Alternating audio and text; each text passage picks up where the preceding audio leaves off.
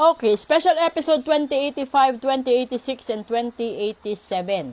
Tanungin naman natin itong mga halaman, mga bulaklak specifically.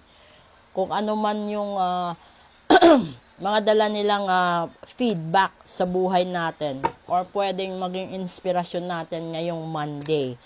No? Kukuha tayo dito ng 3. Please do follow, like, and share po, pati yung YouTube channel ko at saka yung Facebook ko. Suportahan nyo po. Ay, faithfulness and modesty. Lagot tayo dito. Pangalawa, grace and sweetness. And pangatlo, thankful for understanding. Lagot, talagang tinutumbok relasyon. Diba? No, yung pakikitungo mo sa magulang mo, sa kapatid mo, sa live-in partner mo, sa asawa mo, ano pa ba, sa kaklase, sa crush mo, etc. Kasi, dito sinasabi na kailangan mo maging faithful at maging modest. So, ibig sabihin, yung para bang nakahanda ka slight at naset sa mind mo na posible, no? May mga bagay talaga na magiging pagsubok sa pagsasama ninyo, susubok sa lahat-lahat ng bagay. At dito, no? Kasi kapag tayo in love, lahat ng pagbibigay, lahat ng pagiging sweet, pagiging mabait, andi dito eh. Pero nawawala tayo sa punto na kailangan nating maghanda kasi sa mga bagay na sweet tayo, may mga nakaabang na mga hindi magaganda. At kung ikaw ay isang survivor sa sitwasyon ng pag-ibig or sa isang sitwasyon na ang dami mong pinagdaanan sa buhay, kailangan mong magpasalamat at intindihin din yung ibang tao na posible na may mga pinagdadaanan din sila sa buhay na kailangan mo din silang pagbigyan. Kasi may mga tao na bigla ka na lang magtataka kung bakit ang init ng ulo, short yung tempered nila. Yung para bang kahit wala kang ginawa, simpleng tanong lang.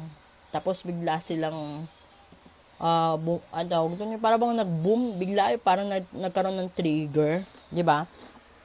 Yun yung tipo ng mga tao na hindi nila na-set sa mind nila na posible along the way sa pagsasama may mga problema. Hindi sila gaano ka-prepared, hindi sila gaano ka-open sa banda or sa punto na pwede din silang iwanan, pwede silang talikuran, pwede silang ipagpalit sa iba. Kasi masyado tayong nakakulong kapag na-in love tayo. Masyado tayong nakakulong sa isang sitwasyon na kampante tayo na hindi tayo ipagpapalit ng taong ito. Kampante tayo na hindi tayo iiwanan ng taong ito, no? At higit sa lahat, yung para bang nangangarap ka na tuloy-tuloy na kayo na yung magkakatuluyan habang buhay, kayo na magsasama habang buhay, tapos ando doon sa punto na nangangarap ka na magkaroon kayo ng sariling pamilya, magandang buhay, magandang bahay, maganda lahat-lahat. Pero which is impossible.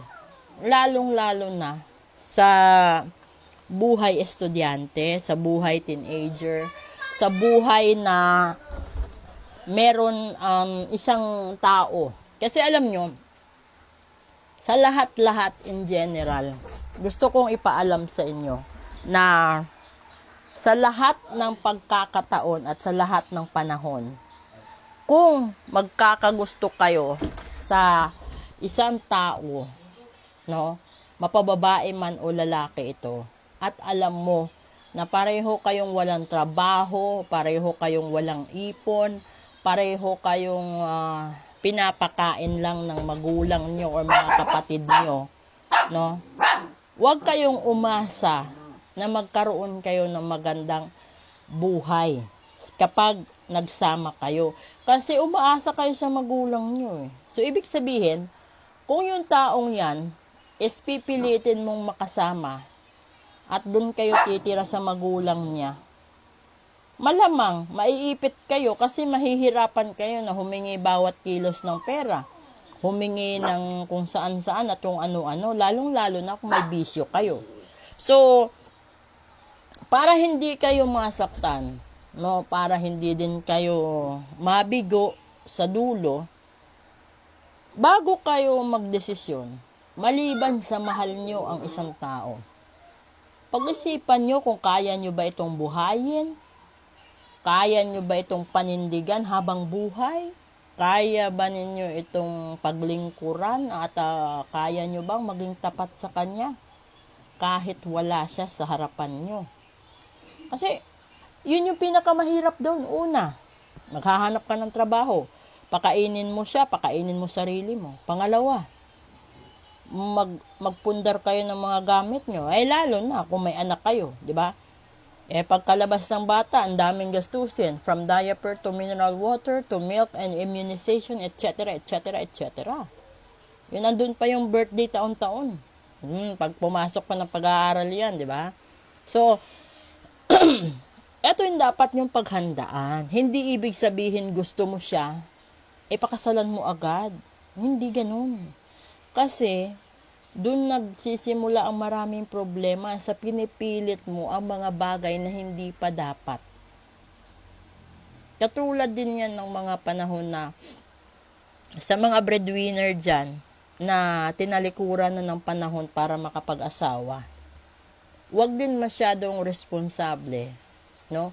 Huwag din masyadong devoted sa pamilya kasi paglingon nyo, expired na yung mattress nyo. Yung iba naman, sa mga lalaki, alam nyo na wala na kayong lakas. 'Di ba? May mga ganun. So, sana matauhan kayong lahat. Napakaganda ng barahay. Maging faithful ka, dahan-dahan sa pamumuhay. Graceful at sweet ka dapat. At huwag mong kalimutang magpasalamat lagi. At intindihin din ang sarili mo at ang kapwa mo na lahat at bawat isa may pangangailangan at bawat isa may kanya-kanyang dinadala at pinapasan na krus sa buhay.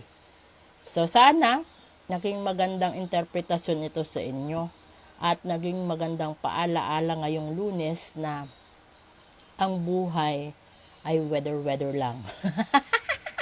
'Di ba? Totoo, which is true. Totoo yan, weather talaga. Pero nakadepende din yan, lalong-lalo na kung yung kalaban mo is kinukulam ka, binabarang ka, sinusumpa ka, di ba? Or may minana kang sumpa, ganun kahirap yun. Kasi gawaing tao yun eh. Paggawa ng panahon at pagkakataon sana, darating sa punto na magkakaroon ka ng matiwasay na buhay. Pero kapag gawa ng tao yan, at laging nire-refresh ng tao ang problema sa kulam, sa barang at sa sumpa, ay talagang hindi ka makakabangon. Dahil yung kalaban mo, hindi ka titigilan hanggat hindi ka sumusuko. Ganun yun. Okay? So, proceed tayo sa English episode 150. And then, dark and light tayo. And then, the real talk right after this. Thank you!